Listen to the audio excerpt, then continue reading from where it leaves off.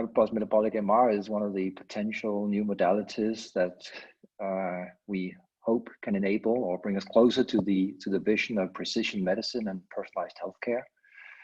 We know that we need better tools in order to characterize and understand the disease of individuals.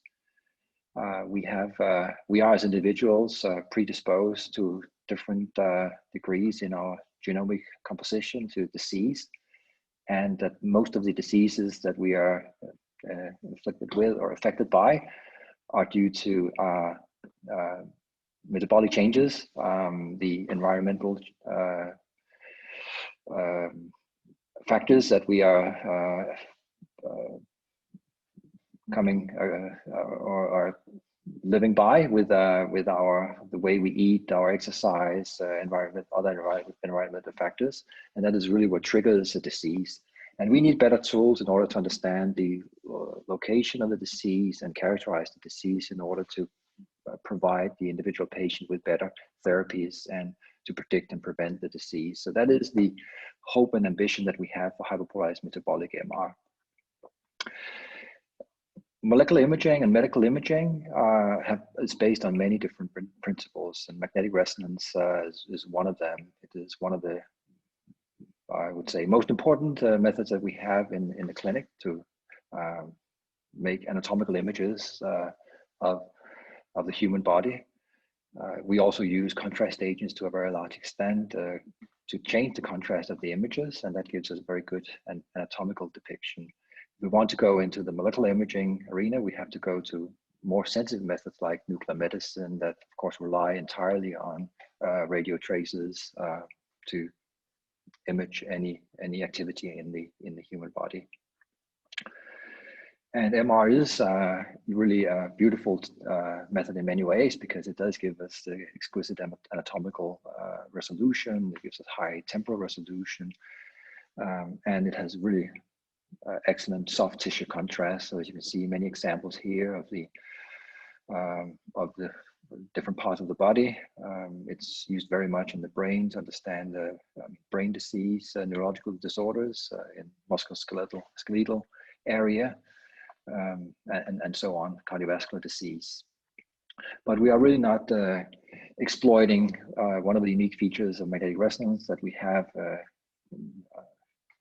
chemical dispersion and molecular fingerprint, like we're using it in NMR spectroscopy, simply because of lack of sensitivity. So we can image the water protons, but we struggle to image all the other metabolites that we have in the body. And we see here some examples of proton-based MR spectroscopy. We can do that by sacrificing spatial resolution and having long acquisition times.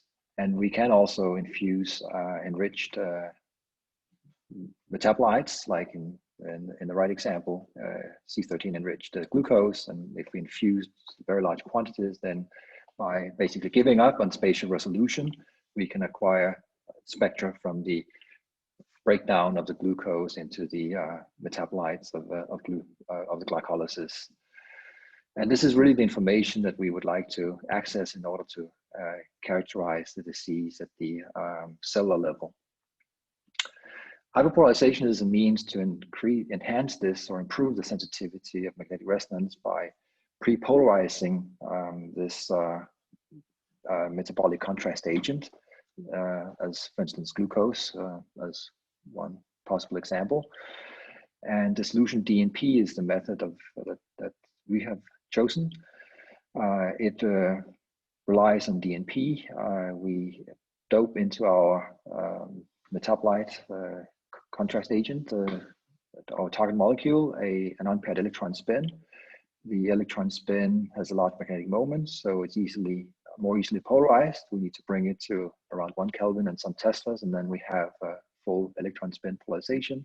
And then by DNP, we can polarize the nuclear spins of the sample to a very high degree, more than 10%, 10 to 50% typical range. And then by a simple dissolution, we bring the sample to room temperature into a liquid solution, and then we have a hyperpolarized contrast agent that is enhanced 10 to the 5th, 10 to the 6th over thermal equilibrium at the imaging field strength, and that gives us a huge improvement in the sensitivity. This is an example of the instrumentation that is required to do DNP. So you need a superconducting magnet, you need low temperature, and typically we just pump on helium-4 to bring down the temperature. We at the field strength that we are typically operating, we can use solid-state devices with relatively low power because we are operating at these low temperatures. And then we have the sample immersed in a liquid helium bath to have good thermal contact and cool the sample efficiently. And once we have polarized the sample by DNP, then we need to dissolve the sample. And the way we did it originally was to introduce the stick that you see to the right, where we have an inlet and outlet tube, and we can inject hot buffer that will dissolve the solid sample inside the cryostat. And then comes out the hyperpolarized liquid solution that we can then put into our NMR spectrometer or inject into the animal or patient. So this is illustrated in this video from Oxford University. This is one of the early prototypes that they got, and the sample has been sitting in the cryostat for half an hour, being polarized by DNP, and now it's ready to be dissolved.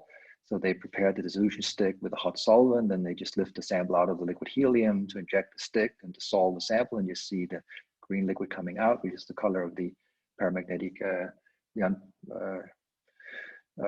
electron spin source. And now it's being injected into the tail vein of a rat, which is put in the NMR scanner, and then we can acquire a spectrum, in this case from a coil above the heart of the rat, and then we see a strong signal from the substrate, and then we see metabolites being generated by in the myocardium. And then we can study different conditions of the heart. So this is what a DNP experiment looked like. This was one of the first prototypes.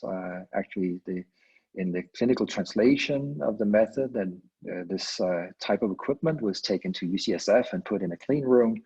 And that actually enabled us to do the first patient study. So this is how the first data was generated in patients, UCSF, prostate cancer patients. GE developed an automated system, which is called the Spin Lab, and which is now in, I think, close to 25 labs around the world. And many of these have now approval to do human studies. This is technological development that allowed us to get rid of the clean room and automate the whole process and enable many more sites to get into clinical research. Oxford Instruments introduced the Hypersense, which was really a less expensive type of equipment, but still complicated. But it sort of allowed more basic research and animal studies to be done. It has been discontinued, and now there's another product available, which is coming out of the work that we've done in my lab to develop a polarized technology that is even more practical and affordable. So the principle of hyperpolarization is, as you can understand, we need a polarizer that generates the hyperpolarized contrast agent, and then we need to quickly bring the hyperpolarized solution to the MR scanner, where it's then injected into the patient. It's a non-recoverable magnetization. So once it's delivered by the polarizer, then the clock ticks, and we have a decay of the polarization due to T1 relaxation. We also have a dilution of the contrast agent in the body, so we end up with millimolar concentrations in the tissue. The cells will take up the contrast agent and metabolize it into products that we can then image. But we have this time window of about 1 minute where we have sufficient signal that we can actually image and detect the metabolites that are being generated from the injected contrast agent.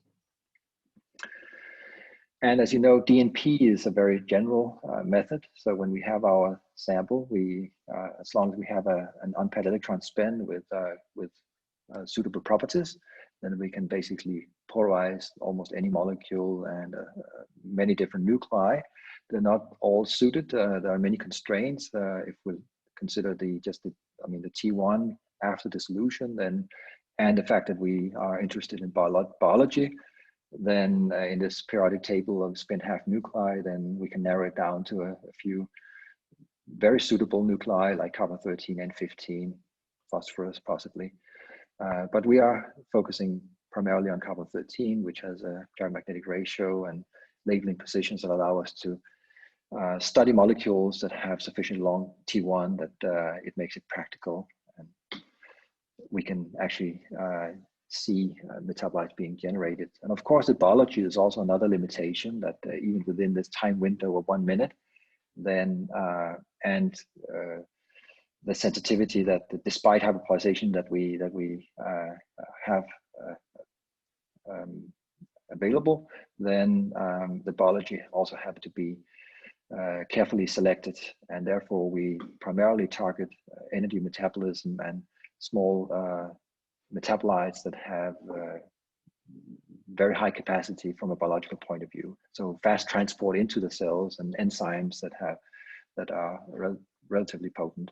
And here you see a list of some of the compounds that has been studied, and it's not exhaustive. There are many more, but these are good examples. I mean, pyruvate as the end product of glycolysis at the pivotal point into the TCA cycle.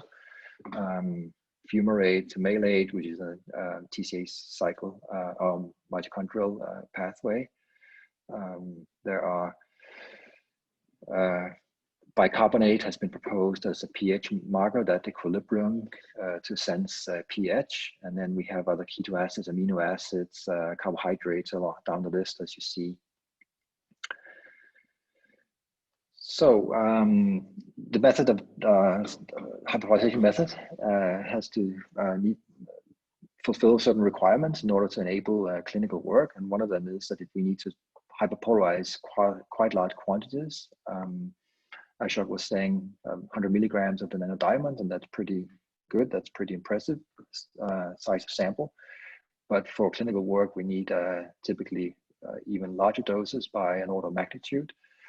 Many of these biological molecules are endogenous and very safe, but still assume a certain safety profile, toxicity. Then a 0.1 millimole per kilogram dose is very realistic, typical, and that means that we need to polarize 10 millimole for a patient, which is around a gram, and that then has to be formulated with a radical and some glassing agent to be a good DNP sample.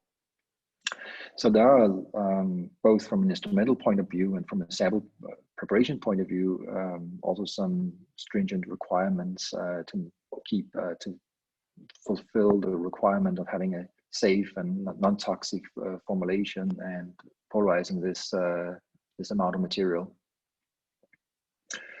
And the way we formulate samples are in various ways to keep the sample at a reasonable size. Of course, Pyruvic Acid is an excellent example, and there are a couple of others mentioned here because they form good glasses as neat materials, and we can dissolve the free radical or the paramagnetic source directly into the contrast agent.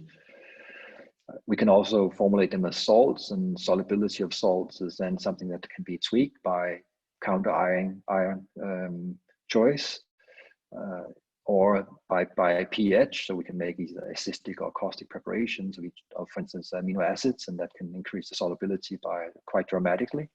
Or we can even choose some glassing solvents that are biologically acceptable. DMSO, glycerol are some of the typical examples of that. But it does put constraint in terms of the agents that are suitable for biological work because we need to formulate them, or at least for the clinical translation, that they need to be formulated in very high concentration in a suitable matrix. Also from an instrumentation point of view, then what you saw in the video, which is not quite as dramatic, but is essentially what was done in the first patient study, but it's not really the way we want nurses to work or radiographers. So we needed things to be automated, and it also has to be safe to inject into the patient. So the spin lab really builds on or develops some of those technologies that are required. That it firstly eliminates the use of liquid helium, which is challenging to handle in a clinical environment. It also improves the throughput with multi-sample polarization.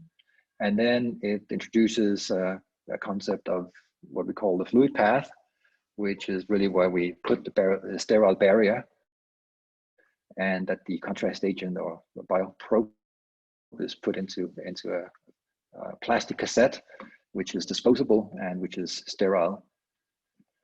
And then, of course, we should have some quality control in the process to ensure that everything has gone well and it's safe to inject into the patient. So this is a photo of the GE fluid path, and this is a principle that we are also building on in our, let's say, any of the prototype polarizers and the preclinical polarizer that we have been developing in my lab, because it has many nice features. I mean, plastic has a low heat capacity, so it's easy to introduce into a cold environment. If you choose the plastic properly, it has very excellent properties from room temperature to cryogenic temperatures and can tolerate high pressures. It also, here you see something we call the dynamic seal, which has allowed us to introduce a sample without breaking the vacuum of the polarizer and introduce it into the cryogenic environment, and that is much more efficient from a cryogenics point of view. And this dynamic seal then allows the inlet outlet tube to slide into the cryostat. And then you can see features like the dissolution syringe, which contains the hot solvent, the transfer tube, which delivers the hyperpolarized solution into the receiver, where we can do all the quality control, and then finally goes into a power syringe that then can be taken to the MR suite, and we can inject into the patient. So this video just shows you how the spin lab works. You see the 4 channels, you see 4 tubes, and you see the operator pushing the button on the screen to dissolve, and now the sample is again raised out of the helium, and then once it's out of the helium, still in high magnetic field, you push a button and then the sample dissolves. You can see the tubing bouncing a bit from the hot solvent being injected, and then the door can be opened, and then we can collect the sample. And this was the previous video was without the QC module, but the next, just right to the spin lab, there would be normally a quality control module, a QC module, which is used for all the clinical studies. And here you see that the same receiver as you saw in the previous photo, with the X-shaped filter, which removes the radical, and that's the reason the pyruvate that is being hyperpolarized is a clear, transparent liquid in this video. It's being collected in the receiver and then transferred to the MedRat syringe. See, this video should be looping. It's not on my screen, but anyway, I think you saw that. And while it's doing that, then during those 10 seconds that it takes to transfer the sample to the MedRat syringe, all the quality control is done that you see in the table below. So pyruvate concentration is measured, the removal of the radical is confirmed by optical spectroscopy, pH is measured, temperature, volume, and the polarization by NMR. Now, pyruvate was the first molecule that we introduced into the clinic, and pyruvate is a lot of good features from a hyperpolarization point of view, but it's also a very important molecule from a biological point of view. It's the end product of glycolysis, and it tells us something about important biological pathways. It can be reduced to lactate by lactate dehydrogenase, it can be transaminated to an amino acid, and then it can be decarboxylated in the flux into the Krebs cycle when we have it labeled in the C1 position, and you see the chemical shift in the NMR spectrum below. And by chemical shift imaging, then we can actually make maps of these metabolites, and then we can quantify the flux in these different pathways. This is shown here in a tumor model in a rat. You see the proton images in one row, the different contrast mechanisms, but clearly we can depict the tumor morphologically from the proton image. But said in the introduction, we can't really characterize the disease. We need more biological cell line biochemical information about this tumor to understand whether it's aggressive, whether it's responding to treatment, and so on. And you should just see the illustration of the metabolic transformation in the lower row. The tumor will take up the pyruvate avidly, and then it will reduce the pyruvate to lactate, and therefore we see the lactate hotspot, which is really a demonstration of the Warburg effect, that tumors are characterized by an elevated aerobic glycolysis, and that is one of the hallmarks of cancer. And therefore, in the case of cancer, we expect to see this lactate hotspot. And the assumption or the hypothesis would then be that this lactate hotspot would then correlate with the aggressiveness of the disease, and that we can use this as a probe of response to treatment. Now I'll show you a few examples from the first patient study, which I think is quite illustrative of this potential. This is a patient population of males with confirmed prostate cancer. They are on active surveillance, so they come in for their annual checkup, and you see the proton image in the middle of the prostate. The black area at the bottom is the rectum where the endorectal coil is placed, and then we can acquire images, proton images, and carbon-13 images of the prostate. You see one slab through the normal part of the prostate, and then a slab through what is seen as the lesion, the dark area in the prostate where you see the arrows pointing. And in the normal part of the prostate, then we see the arrival of pyruvate, but no metabolism, no reduction into lactate. In the slab that goes through the tumor region, we see a large fractional conversion of the pyruvate into lactate. And you can see also the very fast timing of this, that even with an intravenous injection in the arm vein, then 30 seconds after the injection, the prostate is already metabolizing the pyruvate into lactate. And the timing is, of course, critical, and this dynamic spectroscopy allowed us to select the imaging window, and then we could proceed to acquiring images in subsequent patients. And this is another patient example where you, again, in the proton image, you see a lesion as a dark area in the prostate. The arrow is pointing to it. But in this case, we saw bilateral cancer from the lactate maps, and this also illustrates the potential of the method, because as you can see from the proton image, there was no indication of bilateral cancer in this patient, and actually it did have effect for this specific individual, because the person was then went on to radical prostatectomy and had the prostate removed. And this is really the dilemma for the clinician to decide whether there should be some radical intervention for this for the individual patient, or he can continue on active surveillance. This is other data from UCSF where they show the correlation of the conversion of pyruvate into lactate with the grade of the tumor. So I guess that, again, showing that we can stage the disease from the lactate signal, which was the hypothesis that we set up initially. And also here another example of an individual with a very large tumor that was treated with hormone therapy, and we see that the lactate signal disappears. So they were able to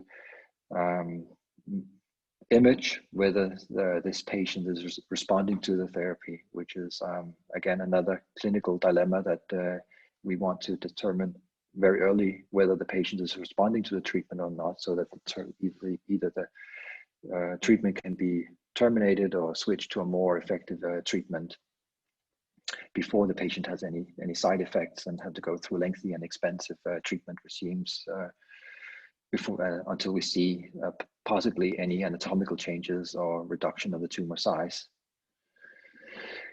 Now, at the end of my presentation, I just want to go quickly through another slightly different topic, because as you've seen from this summary overview of hyperpolarized metabolic MR by dissolution-DNP, is that with dissolution-DNP we have very heavy, sophisticated equipment, And one of the things that we are studying are whether we can actually liberate the method from the instrumentation, and whether we can use the existing infrastructure or instrumentation to a larger number of MR scanners and users.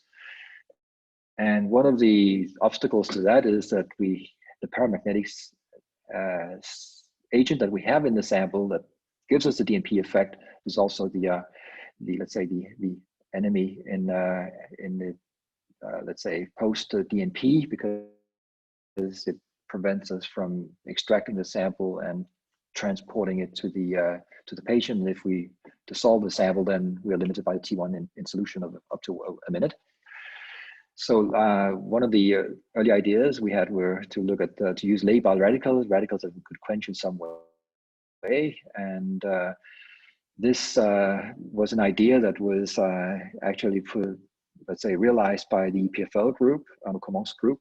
This was published a few years ago, where they I think more or less by coincidence or mistake discovered that pyruvic acid, when it was irradiated, generated radicals irradiated by light, by UV light, that it was optically active, and that radicals were generated by this UV light irradiation. And the nice thing was that these radicals actually had properties that were relatively well suited for DNP. You can see in their first work that they, when they put the microwaves on, they polarize the carbon 13 of the pyruvic acid relatively well. I mean, it's only 4%, but that's quite good. And when you turn the microwaves off, then it decays back relatively fast, almost with the same time constant.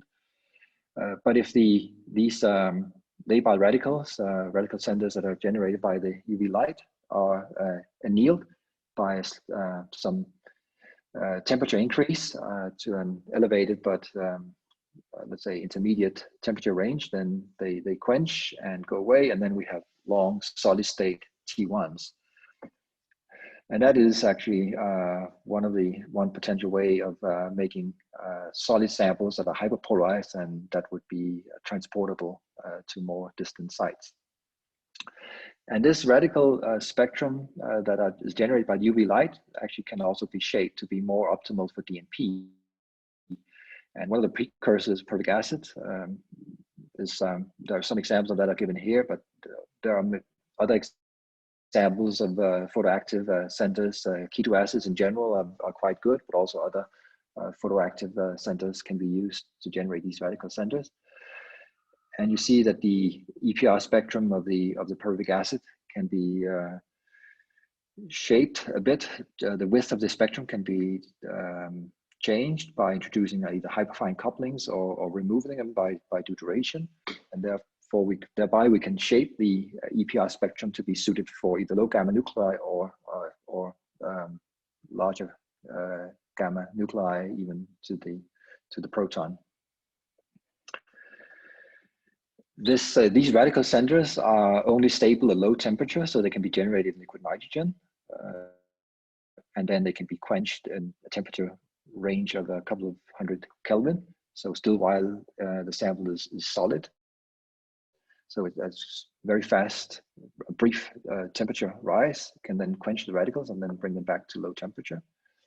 And also the nice thing about the pyruvic acid precursor is that when it's dissolved and decomposes, it composes into, let's say, benign products like CO2 and acetate.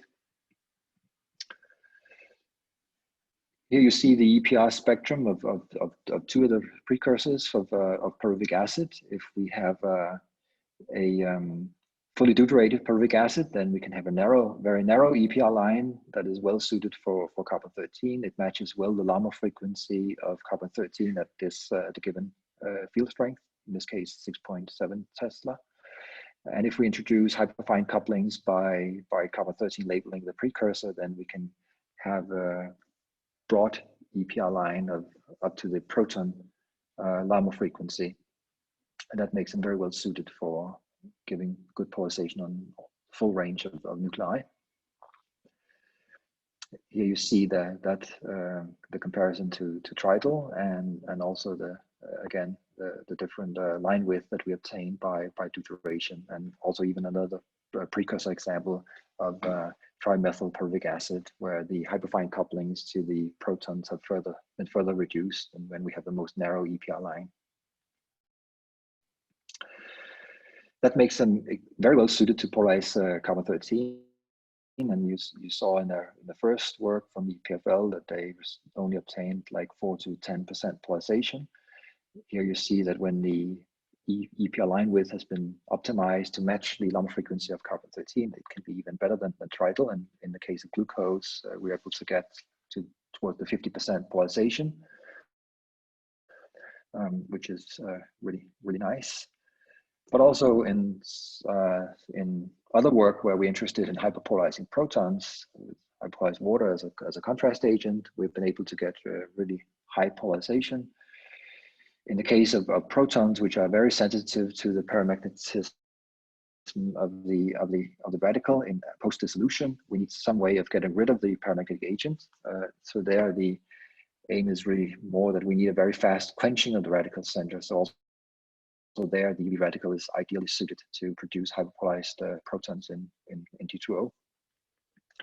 And in this work, we were able to get to in excess of 50% polarization on protons in D2O.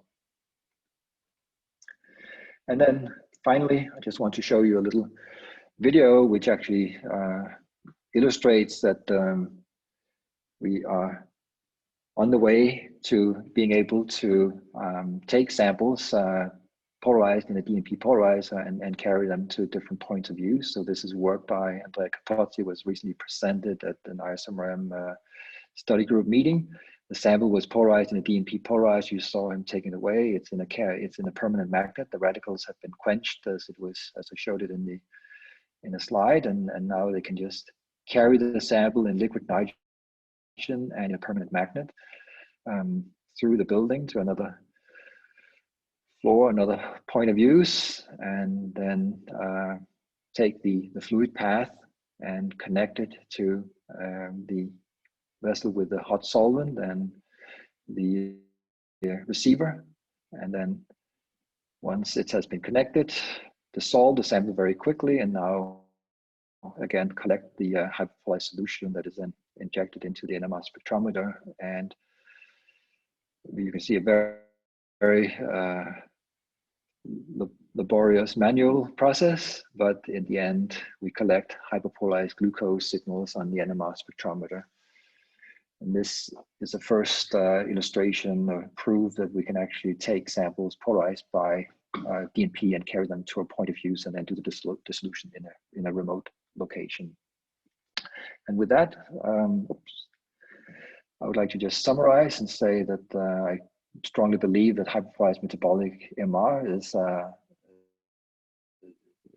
promising new modality that will enable us to characterize disease, monitor treatment response, stage of disease, and that MR is ideally suited for that because we are not exposing the patient to any ionizing radiation, and it provides detailed information about biochemical pathways in addition to the beautiful anatomical images. We have accomplished the first clinical studies, and since the prostate cancer patient study that I showed you, there's been more than 10 sites that have done clinical research in different patient populations, not only cancer, but also cardiovascular, patient with cardiovascular disease. And also there are some very promising brain studies so far in normal groups. And that the polarizer technology can be simplified and is compatible with a clinical workflow, and that we will be able to hyperpolarize to a very high degree for many of the interesting biological probes. And of course, acknowledging all my group, my co-workers and collaborators and funders, and thank you very much for your attention.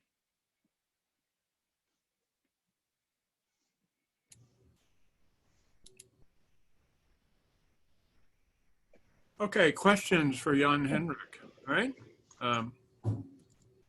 So let's see in the chat here, there are two questions.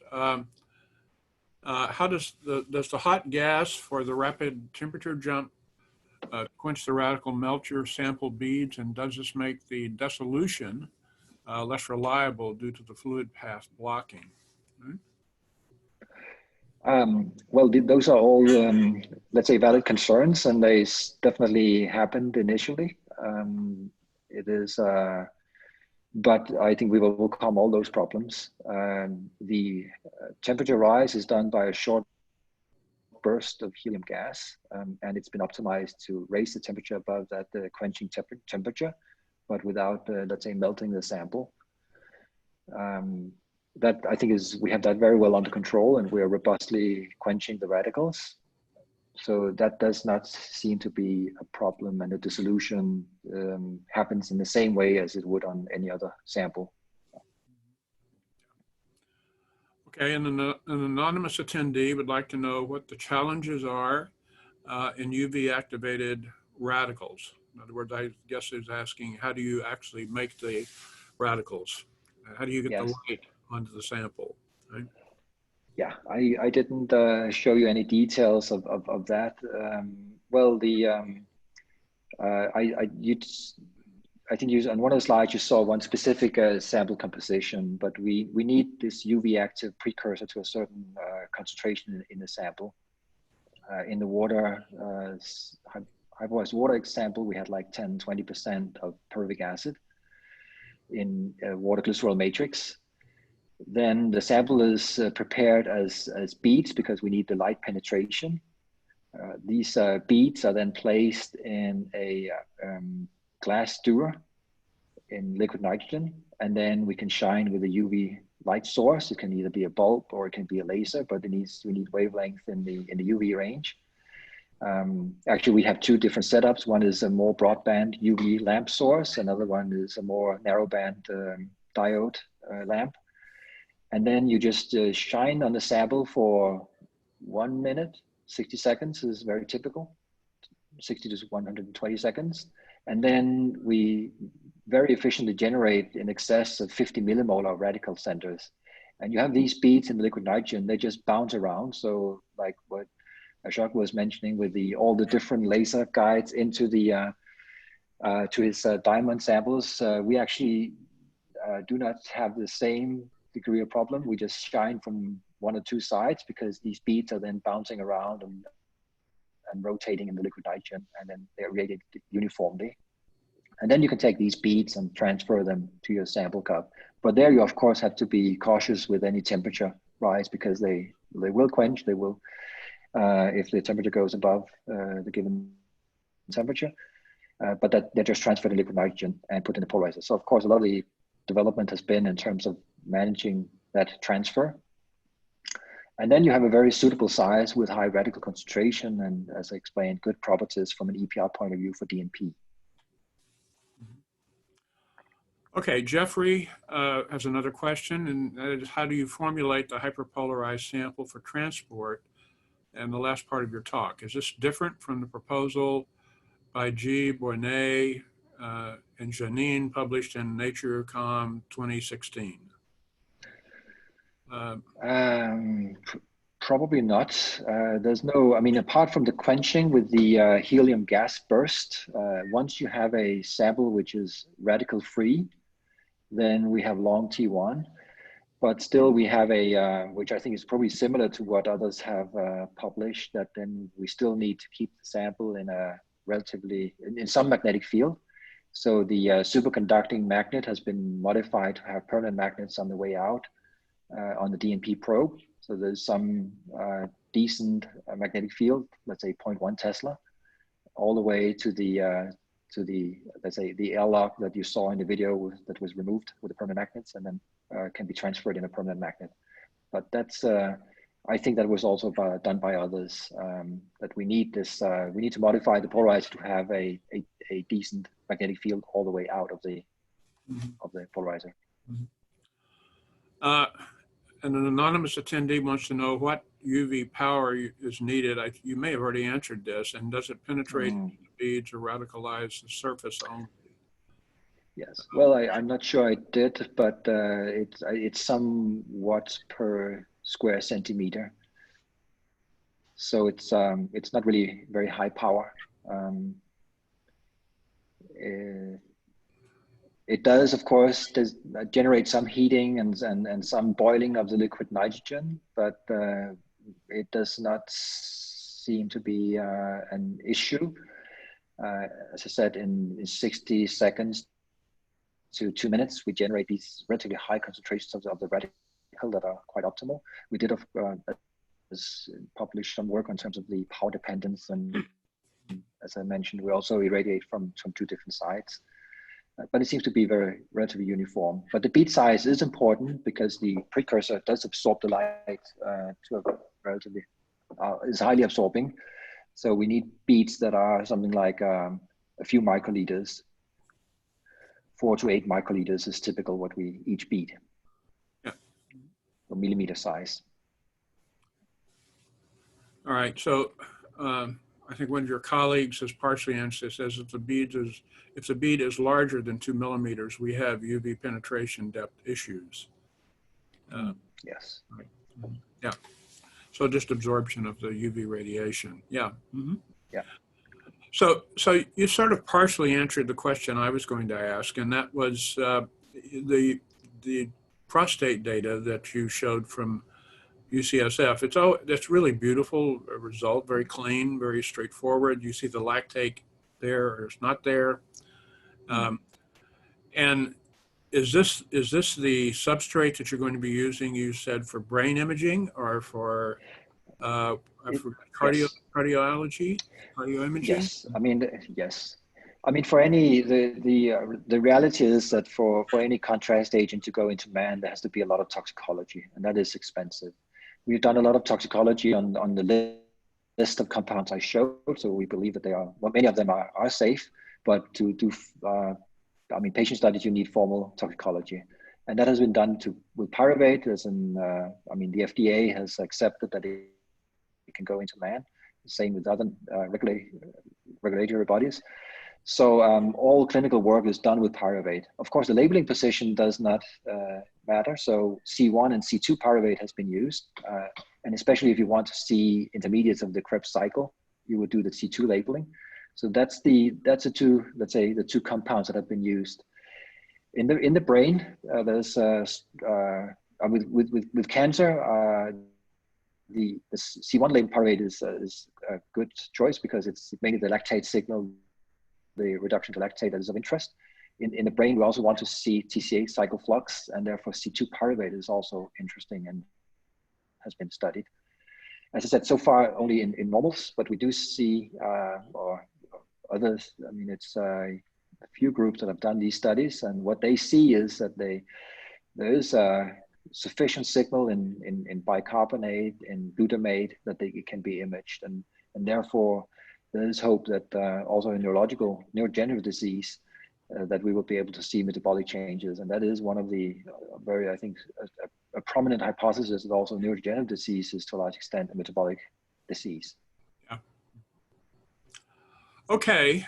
Well, listen, let's thank both speakers for really excellent and inspiring talks today.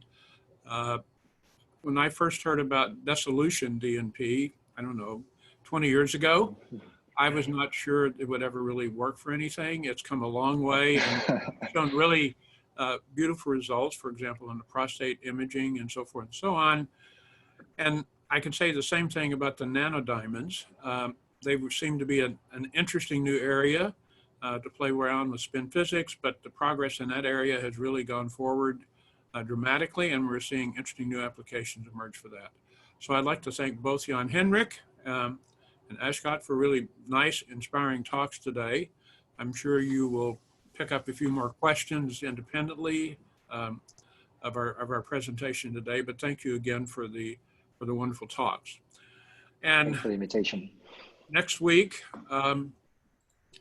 we will not have one of the Zoominars, but we will have an educational DNP talk, and I think Colin mentioned earlier, it will be by Bjorn Krzelius. At the same time, I think the same Zoom address as we've used today.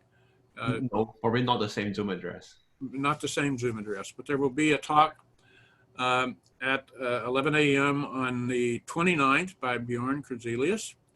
And then in 2 weeks from today, on October 6th, I think we're going to have Bayat Meyer and someone else speak. Is that correct, Kong? Or is the, yeah, someone else that we have not decided yet. Okay. If anybody would like to volunteer to give a talk, let us know. All right. Okay. So thanks again to everyone, and we will see you next week, and then maybe in 2 weeks for another Zoominar. Thanks again. Bye.